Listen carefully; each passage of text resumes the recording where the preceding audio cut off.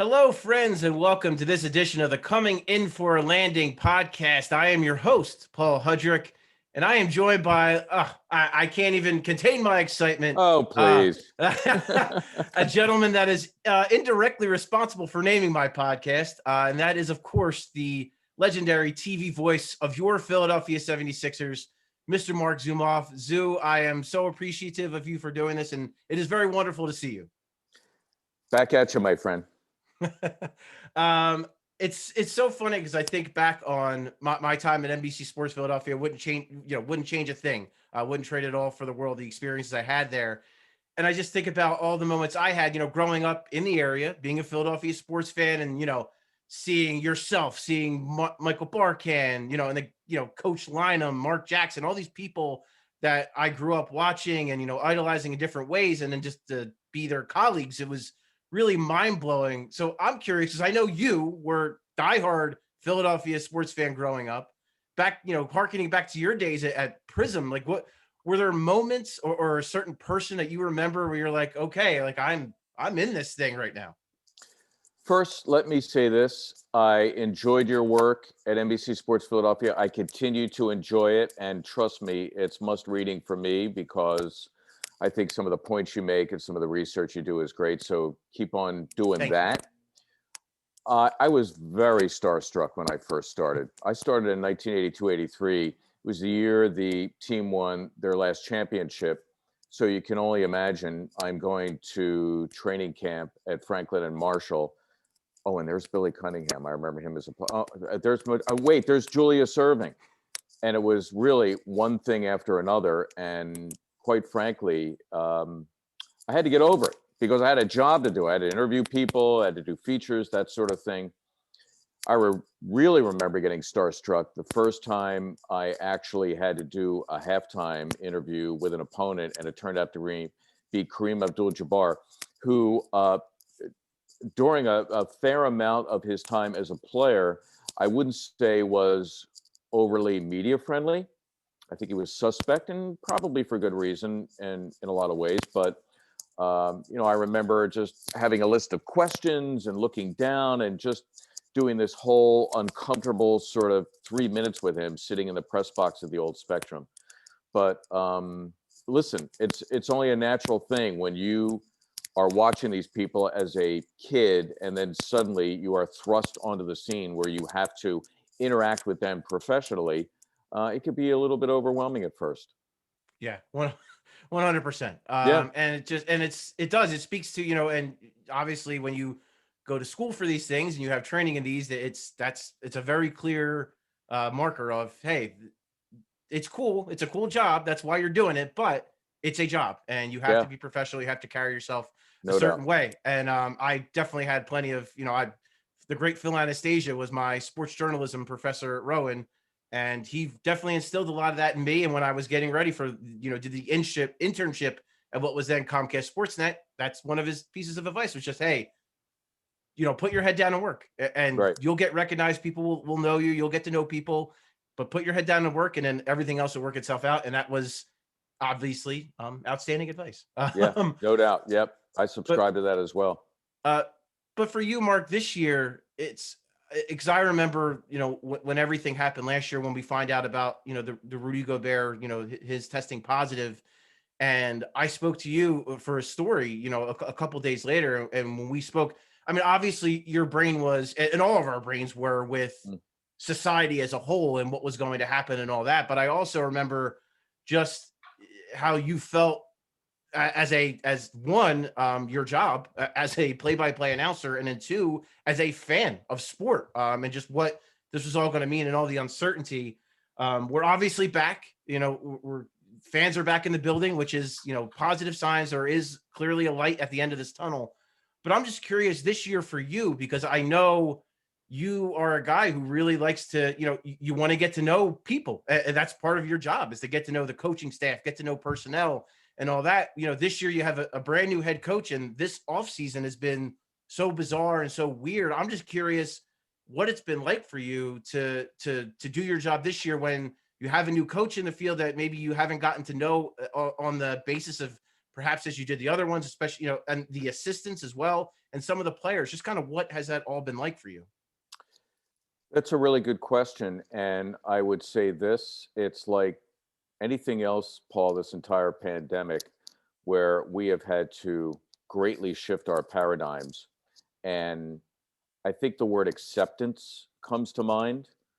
You have to wear a mask. You have to accept that. You have to stay 6 feet from somebody who you really have a kinship with. Well, you just have to accept that. So, trying to be grateful for whatever came our way, whether it was doing games from the hockey press box when the teams were in the bubble in August, to not being able to hobnob with players and coaches pregame, which is something that I always relished. You find a way around it. You accept what it is that you can do, and you just accept the things that you're not allowed to do, and you go about your business the best way you know how. So clearly, that's what we've done. I'm thankful to see live basketball, even though I am encased in a plexiglass box that is a little bit bigger than what goal judges sit in, at hockey games. And then away games, we don't travel with the team anymore, which is always an invaluable thing. Rather, we're in a studio with monitors and we're watching the game as people are at home. It is what it is. And again, I just try to be thankful for the fact that I'm doing games and I'm covering the sport that I love. It's always been my favorite sport, and the Sixers have always been my favorite team. I love that perspective, and I think that's what we all like. It's not just it clearly for us because I'm in the same boat. A brand new coach that I've never met in Doc Rivers, who the only way I've communicated with him is via Zoom press conferences. I haven't gotten a chance to talk to him one on one, shake his hand, anything like that. Same with we were allowed to go into locker rooms, pre and post game, and just maybe you wouldn't have a conversation with a player that's on the record or with a recorder. You're asking hard hitting questions, but just hey, how are you? So they know your face, they know who you are, so that when you get into those situations where you're in a scrum or what have you, the player knows you. They know your face. They know that you're a guy who's around the team. So that's certainly been a challenge. And I'm sure, like you said, the road trips, I know from, speaking to you and speaking to our awesome former colleague, Serena Winters, how integral it was, those trips, with the team and getting to be around them, and just how much intel and how much camaraderie you kind of garnered by doing that. So yeah, but I think, like the perspective of that, Mark, is so important for all of us. Not just people in our field. It's just the idea of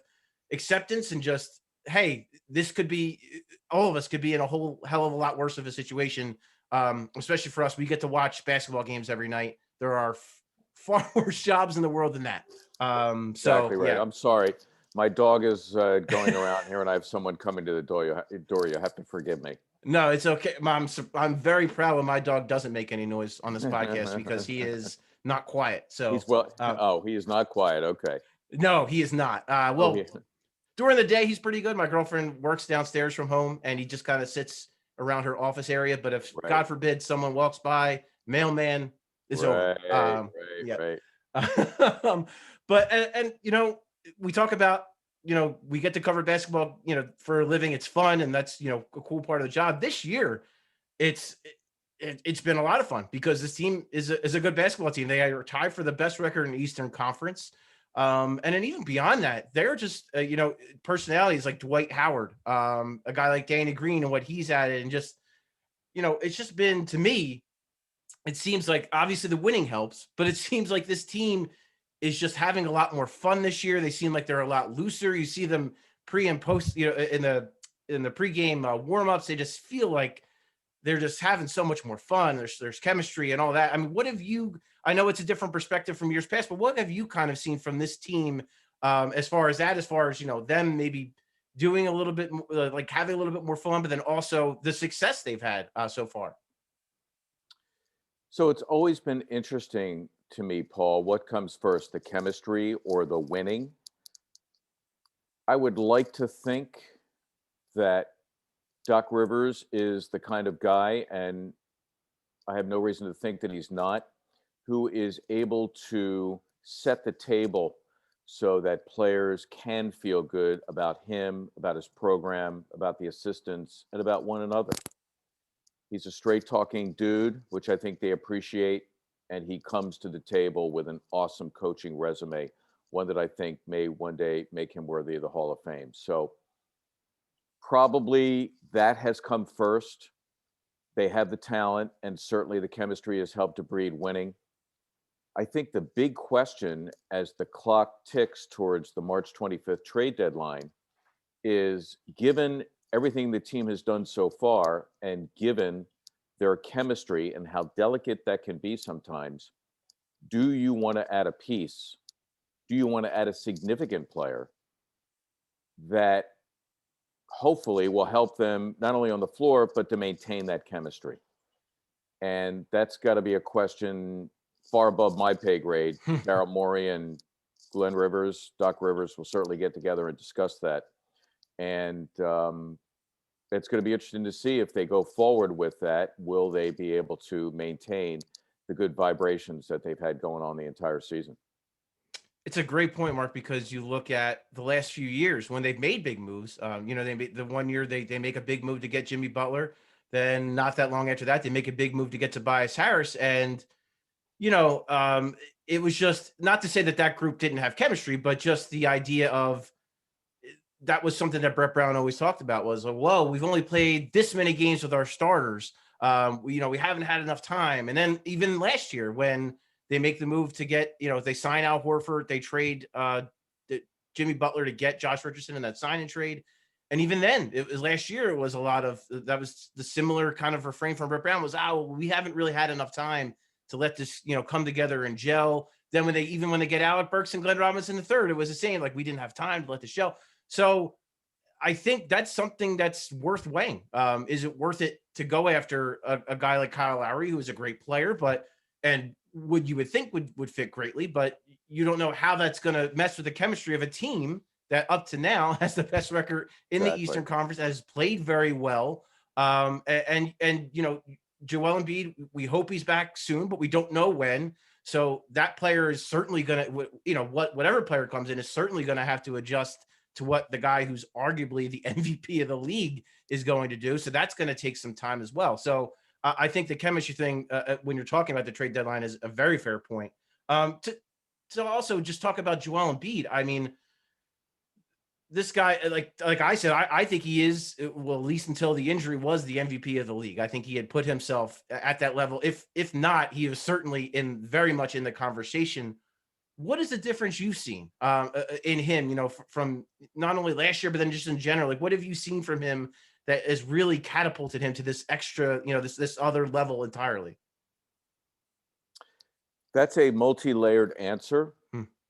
I certainly think Doc Rivers, again, has laid the groundwork for him and had issued the challenges during the short off season for Joel to do whatever it is that he had to do in order to make him the kind of player that he has become.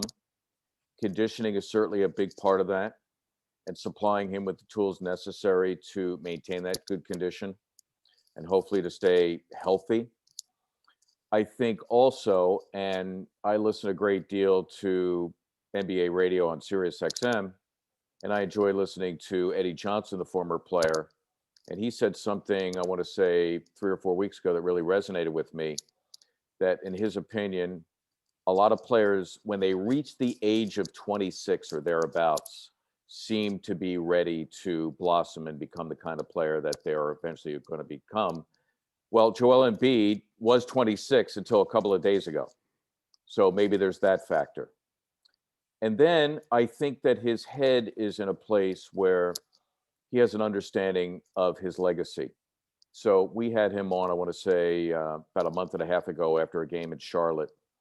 And I just happened to ask him about fatherhood. And it was funny because I thought I stumbled on a landmine because Joel initially said, well, it's not something I often talk about. And then began a 1-minute answer where he talked about the joys of fatherhood, the importance of establishing a legacy for his son, and for him wanting to see that his father became a great player, that not only was he Hall of Fame worthy, but he won championships and accomplished all of these things. So it seems, if you consider all those things, maybe the perfect storm has come together. And I think that's why he's become the player he's become. I just wish him good health and his being available to Doc Rivers coming down the stretch of this regular season. I'm so glad you brought that interview up, because I thought, yeah, like as far as kind of off the court highlights for this team, I thought that interview was up there, maybe one of the highlights of the season, because he lit up. It's funny because you, like you said, you thought like maybe maybe I shouldn't have gone there, but then he goes on to give this wonderful answer, and you could just see it in his face, like he just lit up, talking about his son, and talking about, like you said, the joys of fatherhood, and kind of realizing that legacy. And yeah, Mark, like I think all the time, I always make the joke, like, God forbid someone knew what I was doing when I was 25, 26, and I was in the spotlight of the media and under all this scrutiny when I was that age, like I would have crumbled. Right. So And by the way, I want to tie up your earlier point about not being available to establish relationships with people and just being one of 8 Hollywood squares on a Zoom call. I don't think I'm able to ask that question of Joel Embiid, nor is he able to give the answer if he's not comfortable with me. So all the years we spent together where he was injured or being on the road or being in the locker room or side conversations, you build it all up for that 145-second answer. right, and I think that's such a crucial part of what we do. It's just that relationship building, and it's something that maybe people don't always see. Um, you know, little things that we do to just build that. And No you're doubt. right. I think that if someone that doesn't cover the team asks him that, either he doesn't give an answer at all, or he just doesn't give the elaborative, You don't even ask the heartfelt question. answer. Right. Right. Exactly. Well, Right. somebody might be bold enough, but Yeah, right.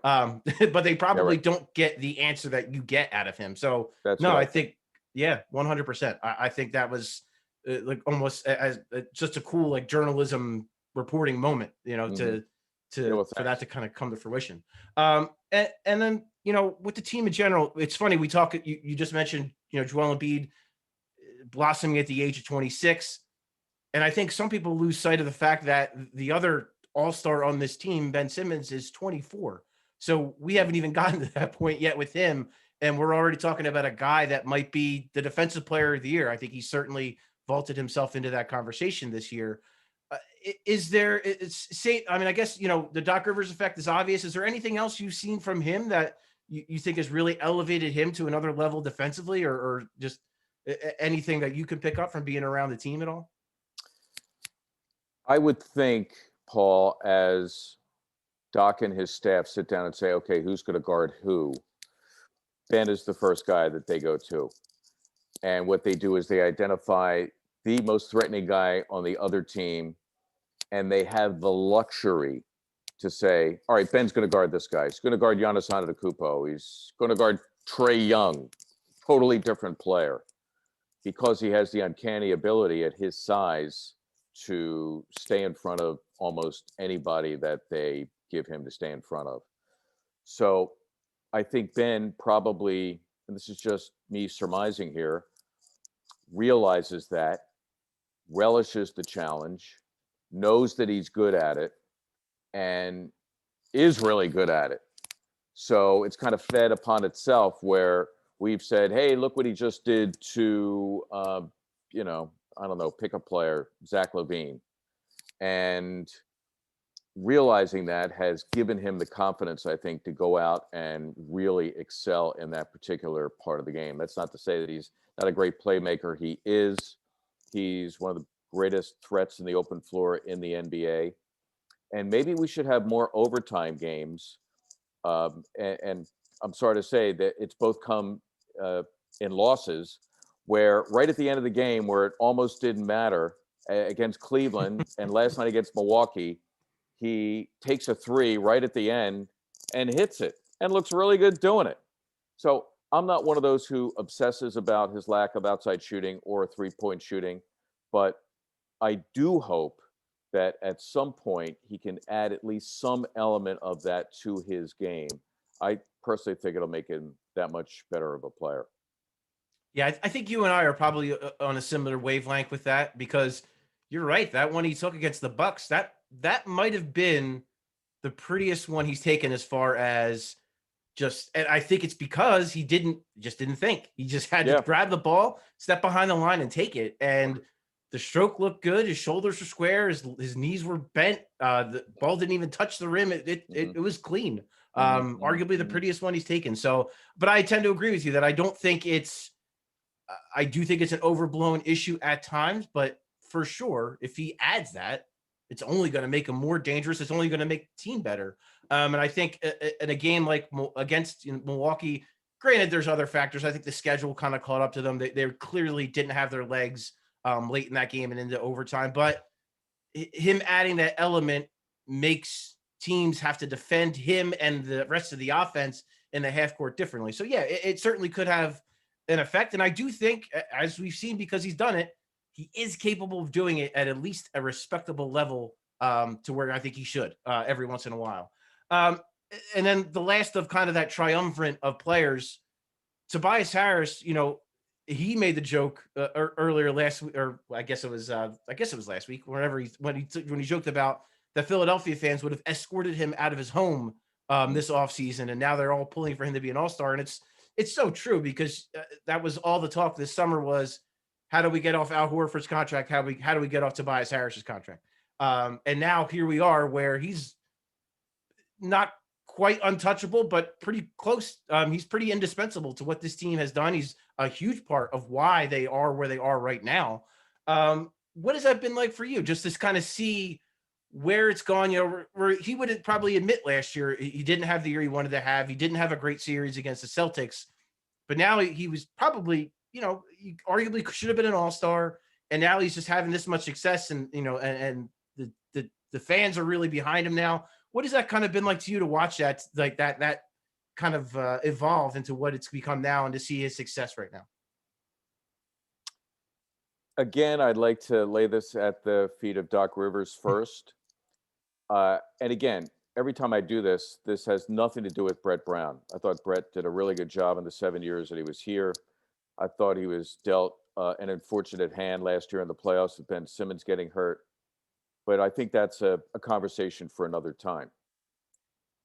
In Doc, you had a coach who already had an understanding of Tobias Harris and what made him tick. So he was able to address those, whether it was making quicker decisions with the ball, whether it was putting him in more pick and rolls, whether it was challenging him to up his game on the defensive end. Whatever that is, he's clearly pushed the right buttons. I also think that Tobias Harris inherently is mentally tough, mentally strong, and I think those factors help to push him to the player that he's become. I will maintain that not making the All Star team is going to be a blessing in disguise, that he will continue to use that as motivation. Not that he's not already motivated to try to win a championship with the Sixers, but it doesn't hurt. It's like seasoning on a good steak. And it's all come together for him. He's shown himself also to be a closer, which has been great. He's already won games for them. He's been a great performer in overtime and in fourth quarters. And I do believe that while Joel Embiid and Ben Simmons are acknowledged to be the two best players on the team, I think the players take their cues from him, particularly the younger players. I think that he was instrumental in really whipping the team into shape right after the All-Star break, when that first practice is usually, hey, where am I and why am I here?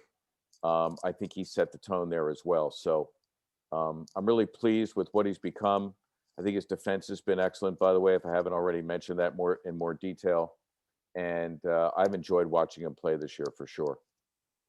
It's funny you talk about the idea of it almost being a blessing in disguise. That was the lead on one of my articles recently, was Tobias Harris was not named an All-Star. 29 NBA coaches might regret that decision, Yeah, because he right. certainly feels that way, that he is definitely had that extra chip on his shoulder. I want to let you go, Zoo, because I want to let you get back to doing your thing, but I cannot say enough that I am so appreciative of you doing this, and also just your encouragement along the way. It's been a challenging year for a lot of people, for me at certain times, and I really appreciate you reaching out with encouraging words, and for also being gracious enough to let me use one of your go-to phrases as the name of my podcast. I can't thank you enough, Mark. P.S. I'm flattered. You don't have to thank me, my friend. Just keep on doing your thing. That's thanks enough. All right. And I appreciate all of you guys for checking out Coming In for a Landing. I am your host, Paul Hudrick, and I will talk to you guys soon.